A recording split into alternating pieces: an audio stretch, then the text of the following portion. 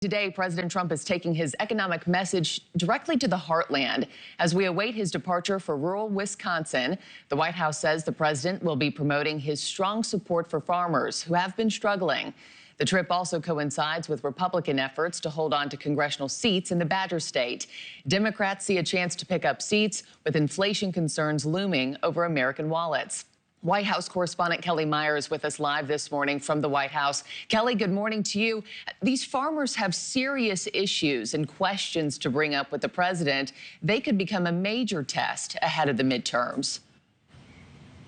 Yeah, absolutely, Marky. And this is President Trump going to Wisconsin really for the first time since returning to the White House. He'll be there in a few hours to talk directly to farmers. And it comes as tariffs and the impact of the Iran war impacts their daily lives. So the president is set to join a roundtable discussion on agriculture with Wisconsin farmers this afternoon. And they could talk with him about how the closure of the crucial shipping waterway, the Strait of Hormuz, is hurting their farms. The cost of diesel driving up prices for farmers. That cost is up more than 50% since the war in Iran started back in February. We spoke with the chair of the Wisconsin Republican Party, and he believes farmers in the Badger State support the president and his work in reducing energy costs.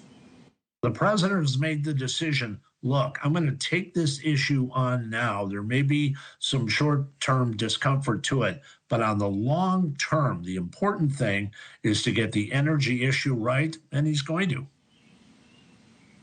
So the president spent a lot of time here on the campaign trail, but this is his first visit to the state since returning to the White House. As we said, a White House official telling News Nation, quote, Wisconsin families put their faith in President Trump in 2024, and he has spent every single day since taking office fighting and delivering for them.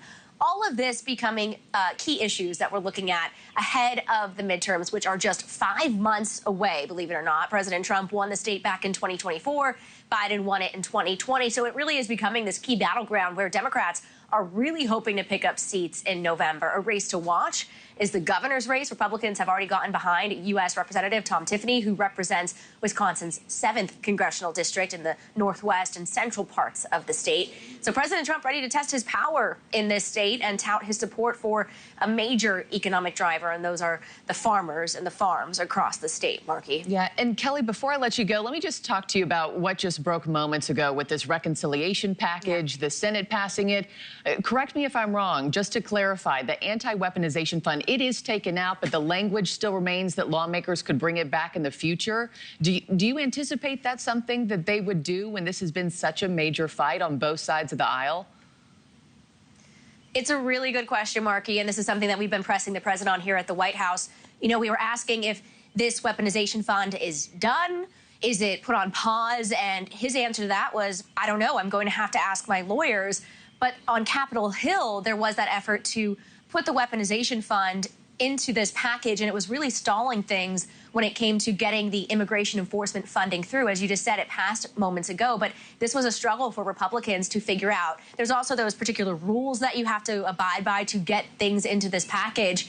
But there was that question for the president here of over whether or not getting that weaponization fund through was worth delaying another thing he really wants, and that's funding for CBP and ICE. So it's something that we'll keep an eye out whether or not this weaponization fund will come back. But for now, it seems as though things are paused at the moment, Marky. All right, Kelly Meyer live for us at the White House this morning. Thank you. Let me now bring in Republican National Committee Senior Advisor Danielle Alvarez. Danielle, good morning to you, and thanks for hopping on the show with me on an early Friday morning. Good morning.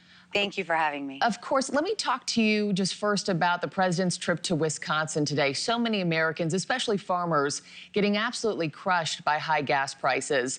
Diesel prices in Wisconsin up more than 50% since we began the war in Iran.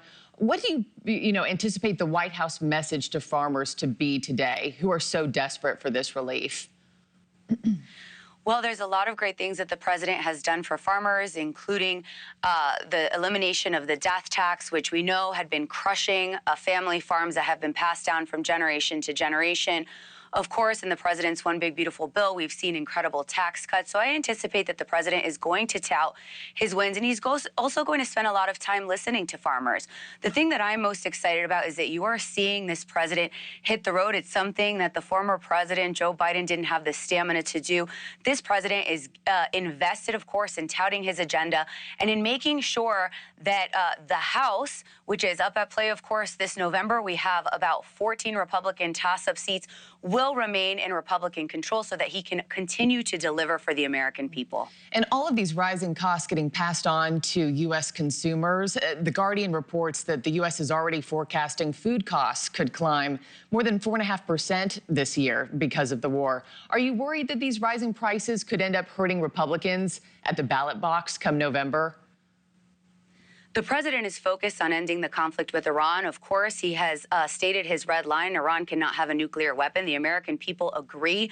We are not safe in this country. The world is not safe with a nuclear Iran. And so I anticipate that the president, who is an incredible deal maker, I've been able to witness that firsthand, is going to bring this conflict to a resolution. He knows how important it is, again, to make sure that Iran and its horrific regime does not have a nuclear weapon, is not enriching uranium.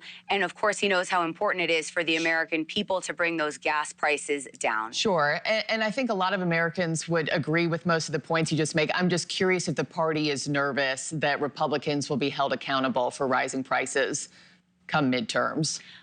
Are you I believe the prices will come down. Right now, we are seeing a strong economy. Of course, we are seeing gas prices having increased because of the conflict with Iran, because of the issues in the Strait of Hormuz. But I do anticipate that the conflict will come to a close. And what voters will remember come November, they'll see lower gas prices. They'll see more money in their pockets, of course, whether it's through policies like Trump RX, whether it's through middle-class tax cuts and working families tax cuts. But what they will remember is that Democrats voted against those measures. That is what is at stake this November.